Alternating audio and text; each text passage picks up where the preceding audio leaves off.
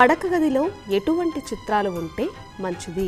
సంతానం లేనటువంటి వాడు చిన్న కృష్ణుడు ఎవరైతే ఉంటారో ఆ బాల్య ఘట్టాలన్నింటినీ పెట్టుకున్నట్టయితే ఆ చిత్రాలని చూస్తున్న ఉత్సాహంతో సంతానం నాకు కావాలి అనే ఆలోచన అలా శరీరం నిండుగా ప్రవహిస్తూ ఉంటుంది, నదిలో నీళ్ళలాగా. అప్పుడు ఏమవుతుంది? భలే ఉంది, మన పిల్లాడు కూడా ఇలా ఎగిరితే బాగుండు, ఇలా ఆడుకుంటే బాగుండు, ఇలా చిన్న చిన్న కొంటి పనులు చేస్తే బాగుండు, ఇట్లాంటి ఊహలు కలుగుతాయి. అంతేదనే పూర్వం రోజుల్లో అట్లాంటి బొమ్మలను పెట్టేవారు. ఈవేళ చాలామంది పడగదిలో దేవుడు బొమ్మలు పెడుతున్నారు, కొందరు ఇళ్లలో మాట చెప్తారు. ఆ పడక గదిలో దేవుడు మనం చూస్తూ లేవచ్చు కదా అనేది వాళ్ళ అభిప్రాయం కావచ్చు. కానీ దృష్టి మొత్తం భక్తిపరంగా మారిపోయేటటువంటి గది మాత్రం పడగది కాదు. ఆ దైవం ముందు అట్లా ఉన్నామేమిటి అనే అభిప్రాయం కలగచ్చు కూడా. అయితే ఇల్లు చిన్నదైపోయి ఆ ఇంట్లోనే అదే పడగది, అదే వంటగది, అదే దేవుడి గది, అదేనటువంటి సందర్భాల్లో అయితే విషయం వేరు. కానీ అవకాశం ఉన్నంతలో చిన్నపిల్లలు బొమ్మలు, అలాగే బాగా వేగంగా పరిగెత్తుతున్నటువంటి ఏవో ఆవులు దూడలు, ఇటువంటివి ఎగురుతున్న పక్షులు, ఇట్లాంటివి కానీ ఉన్నట్లయితే, అంటే అన్ని ఉత్సాహకరమైనటువంటి వాటిని మాత్రమే పెట్టుకున్నట్టయితే ఓ తెలియని స్ఫూర్తి ఆనందం బుద్ధి కలుగుతుంది. వాటిని పెట్టుకోవడం మంచిది. చిత్రం ఏంటంటే హిట్లర్ అనే ఒకడు ప్రపంచ నియంత్రుడు ఉండేవాడు, ఎక్కడికక్కడ అందరినీ చంపేవాడు.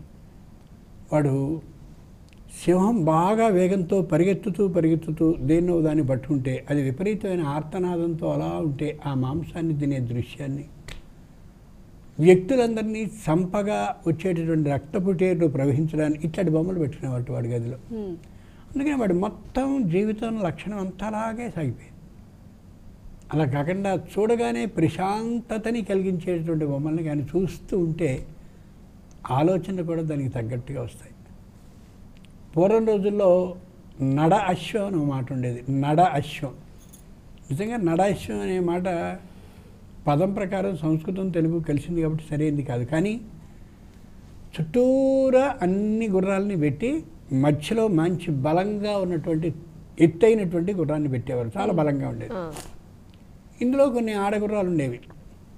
ఈ నడ అశ్వం ఏదైతే ఉందో నడిమిగా ఉండేది, ఆ గుర్రాన్ని చూస్తూ చాలా చక్కగా ఉంది, ఇట్లాంటి సంతానం నాకు కలిగితే బాగుండు అని ఆడగుర్రాలంటే కలిగి మంచి బలిష్టమైనటువంటి అశ్వాలు పుడుతూ ఉండేవి.